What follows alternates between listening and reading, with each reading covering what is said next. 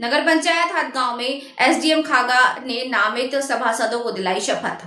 फतेहपुर नगर पंचायत कार्यालय हदगांव के सभागार में शासन द्वारा नामित 3 सभासदों को खागा एसडीएम अभिनीत कुमार ने नामित सभासद गणेशी लाल साहू, विनीत कुमार तिवारी, अभिषेक दिवाकर को शपथ दिलाई। मुख्य अतिथि रणवेंद्र प्रताप सिंह ने अपने संबोधन में तीनों नामित सभासदों को शुभकामनाएं दी और कहा कि तीनों नामित सभासद और नगर पंचायत के 13 सभासदों से मिलकर काम करें जिससे आदर्श नगर पंचायत दिखाई दे। उन्होंने कहा कि अभी तक हदगांव आदर्श नगर नहीं दिखाई पड़ी।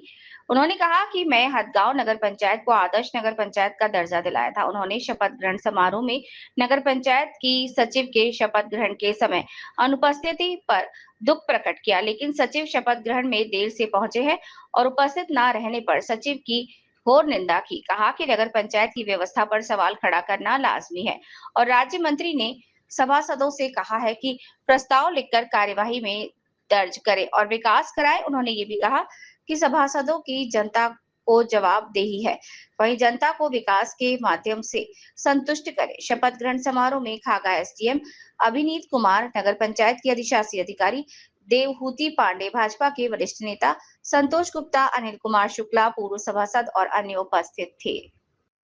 वंदे भारत के लिए क्राइम संवाददाता गुलाब सिंह यादव की खास खबर। ये एक दुर्भाग्य का विषय है, मैं इसकी घोर निंदा करता हूं। समय आने पे अगर जरूरत पड़ेगी तो इसे मुख्यमंत्री जी से भी अवगत कराऊंगा और उनके मंत्री को भी अवगत कराऊंगा कि आपके ईओ इतने अनुशासनहीन है कि वो शपथ ग्रहण समारोह को इतने हल्के से लिया कि न एक दिन पहले और न उस दिन आने का काम किया। मैं अपने तीनों सभासदों से ये अपेक्षा करूंगा कि जो 13 सभासद और है उनसे मिल करके एक जो हमने सपना देखा था मंत्री होने पे और उस पे मैंने ही इसको आदर्श नगर पालिका कराने का काम, टाउन एरिया कराने का काम किया। ये मेरी ही चिट्ठी से, मेरी ही पैरवी से आज ये आदर्श नगर टाउन एरिया नगर पंचायत क्या बोलते हैं, आदर्श नगर पंचायत कराने का काम मैंने किया है। लेकिन मुझे ऐसा लगता नहीं कहीं यहाँ आदर्श दिखाई देता हो। अगर नाली टूट गई है तो उसकी जाली नहीं बनी, अगर नाली में कीचड़ फंस गया है तो उसकी सफाई नहीं हुई। जो जहां जैसा काम टूटा पड़ा है वो वैसे ही पड़ा है, ना कोई देखने वाला है ना सुनने वाला है। अभी अभी एक सभासद बोल रहा है उसके क्षेत्र में हैंडपाइप उखाड़ के घर में रख लिया गया, लेकिन कोई देखने वाला नहीं है कि वो सरकारी हैंड पाइप है, उसे किसने घर में रख लिया और क्यों रख लिया। ये भी एक दुर्भाग्य का विषय है। जिस टाउन एरिया में कोई अनुशासन ही ना हो, कोई काम देखने वाला ही ना हो, तो कैसे चलेगा। घर को चलाने वाले दो ही लोग होते हैं, एक माँ होती है, पिता होता है।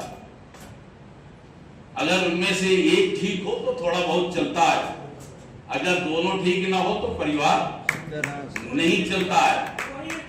दो ही तरह के लोग हैं इसमें भी, एक जनप्रतिनिधि है अब एक काम कराने वाला है। लोकतंत्र में दो होते हैं, हम कानून बनाते हैं, हम प्रस्ताव करते हैं, लेकिन काम करने के लिए जो कर्मचारी होते हैं, अधिकारी होते हैं, वो करते हैं। दोनों मिलकर काम करते हैं। अगर दोनों में सामंजस्य हो जाए तो ना वहां टाउन एरिया या नगर पालिका या सरकार का कोई सामंजस्य नहीं चलेगा और ना उसका विकास होगा। इसलिए मैं चाहूंगा कि टाउन एरिया के, नगर पालिका के विकास के लिए दोनों को मिलकर करना चाहिए। हमारा काम है हम प्रस्ताव लिखावें, जो कमियां हैं उनको कार्रवाई में लिखावें और सरकारी आदमी का काम है जो जिसका योग्य है वो उस काम को पूरा करके फिर से नगर पंचायत के सभासदों को और जो भी उसके मांगने वाले काम है उनको ये संतुष्ट करने का काम करेंगे कि आपने ये दरखास्त दी थी, आपने ये काम किया था, ये काम इतने परसेंटेज हो गया है, इतना बाकी है, वो इतने दिन में हो जाएगा। ये जिम्मेदारी सरकारी कर्मचारी की होती है। लेकिन आज का ये दुर्भाग्य का विषय है कि हम अगर कोई प्रस्ताव रखते भी है तो हम तो ये सुने हैं कि यहाँ कार्रवाई भी नहीं लिखी जाती।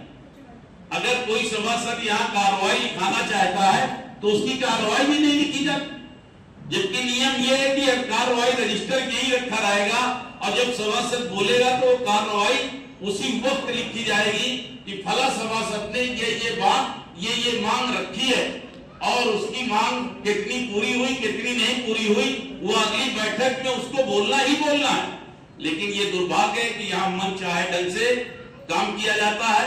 लेकिन मुझे ऐसा लगता है कि अब ये तीनों मिलकर और 13 वो मिलके 16 हो जाएंगे तो ये निश्चित है कि आप ये दिमाग से बनाए रखिए, ना ईओ ना चेयरमैन ना कोई, अगर आप सबने प्रस्ताव नहीं लिखा, आपने कार्रवाई में दस्तखत नहीं किया तो ईओ की औकात नहीं है कि तुम्हारे बिना दस्तखत कोई काम कर सके।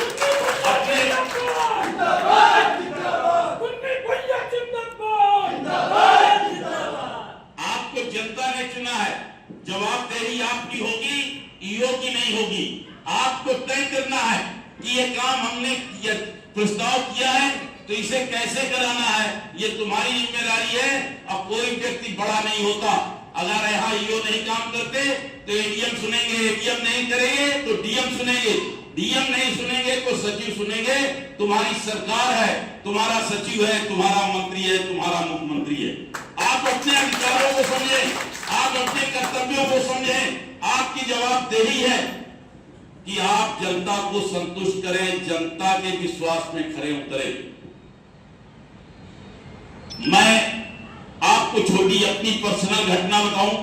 मैं 1995 में सबसे पहला ब्लॉक प्रमुख हुआ था, उत्तर प्रदेश का सबसे कम उम्र का ब्लॉक प्रमुख था।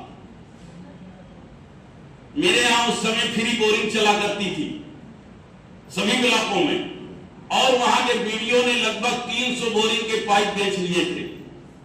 मेरे कलेक्टर आज सीपी सिंह थे। मैंने बीडीओ को बताया, मैंने कहा तो तेरी जांच करवा दूंगा। और उस समय निवेदिता शुक्ला जी आईएएस थी, वो सीडीओ थी। मैंने उनको बताया कि मेरे ब्लॉक में बीडीओ ने 300 फ्री बोरिंग के पाइप बेच लिया और ये लिस्ट है। उन्होंने जांच करा दिया। इस विषय में बीडीओ की मेरी कहासुनी हो गई।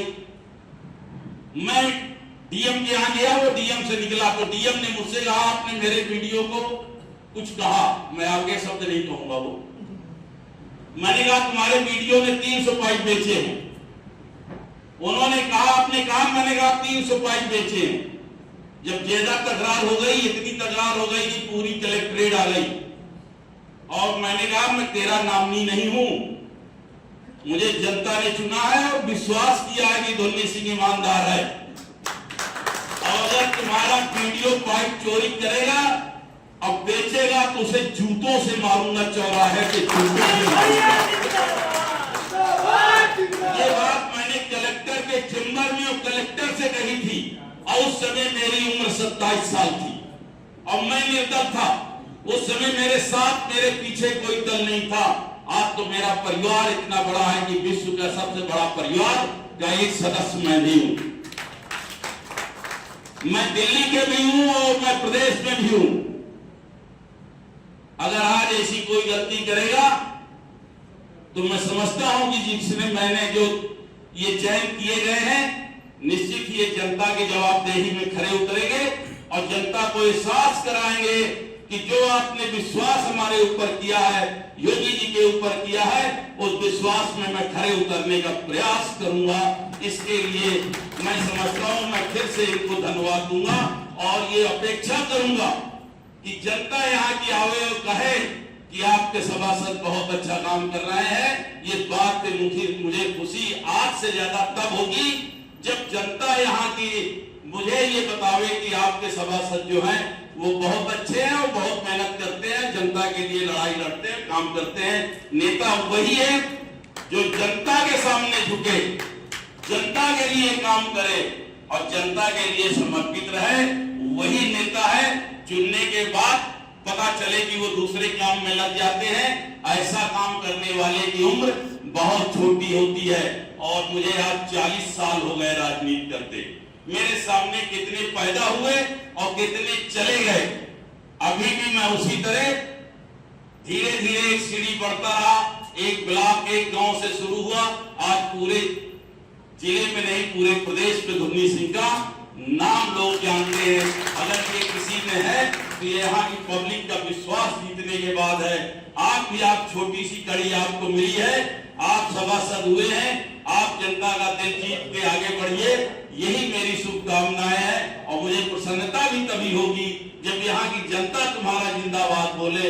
इसी अपेक्षा के साथ मैं अपनी बात समाप्त करूंगा। जय हिंद, जय भारत, जय